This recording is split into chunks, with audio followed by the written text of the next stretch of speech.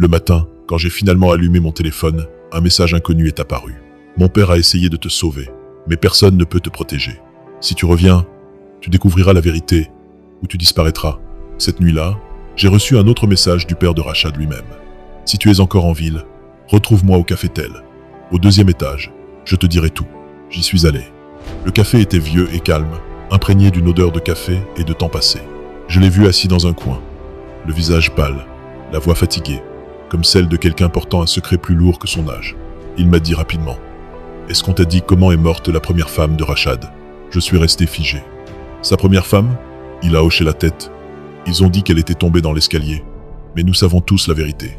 Ce n'était pas une chute, c'était la fin. Puis il a sorti une petite clé USB et l'a posée devant moi. Il y a des enregistrements et des documents.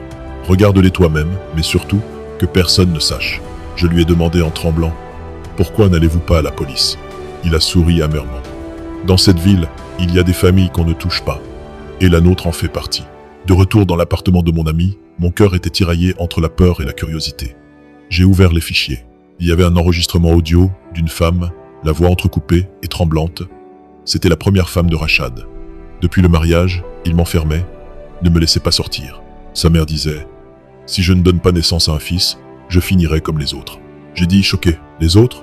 Ce mot seul suffisait à figer le sang dans mes veines. Dans les documents, il y avait des rapports médicaux, des notes écrites de la main même du père de mon mari, relatant une longue histoire de folie familiale, d'obsessions et de rituels étranges.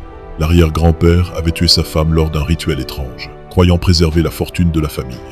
Le fils avait hérité de l'obsession. L'actuelle épouse, la mère de Rachad, croyait que la première bru à donner naissance à un fils assurerait la pérennité de la maison. Quant aux autres, leur sort était connu.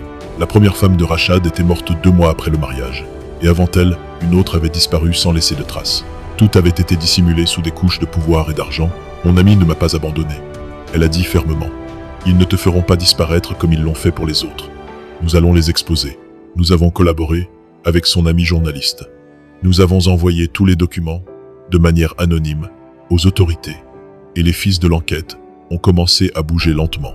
Alors que la famille de Rachad tentait d'étouffer l'affaire, son père, pour la première fois de sa vie, s'est présenté comme témoin, confrontant son fils à ses actes. Après des semaines, j'ai déposé une demande de divorce. J'ai rencontré Rachad, pour la dernière fois, dans le bureau de l'avocat.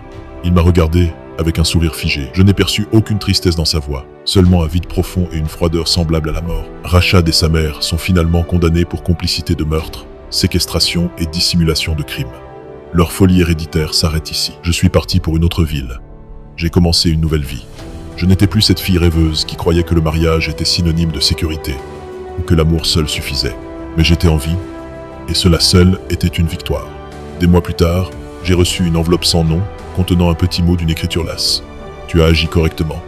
Merci de m'avoir donné du courage. Le père de ton mari. »